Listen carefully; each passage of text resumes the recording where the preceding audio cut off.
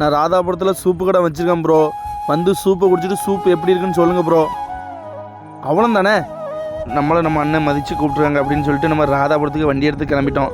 Soup கடை எங்கே இருக்குன்னா நம்ம ராதாபுரத்து நூலகத்துக்கு ஆப்போசிட்டில் இருக்குது. நம்ம அண்ணன் கடை பக்கத்தில் வந்துட்டோம். இதான் நம்ம அண்ணன் ஜான் சூப்பு கடை. இப்போ அவரை போய் மீட் பண்ணுவோம் வாங்க. நம்மளை பார்த்த உடனே அவருக்கு ரொம்ப சந்தோஷம். வந்த உடனே வேணே வாங்க கண்டிப்பாக சூப்பு குடிங்கண்ணே ஃபஸ்ட்டு அப்படின்னு சொல்லிட்டாரு. சூப்பெல்லாம் நல்லா சுட சுட இருந்து கரண்டியை போட்டு கிண்டி சுட சுட நம்மளுக்கு பெப்பரும் போட்டு தந்தாரு பாருங்க.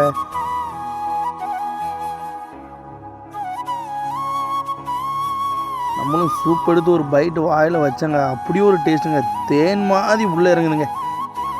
அது மட்டும் இல்லைங்க, அண்ணன் கடையில் நிறைய வெரைட்டி ஐட்டம்லாம் இருக்குது. வாங்க என்னென்னு போய் பாருங்கள்.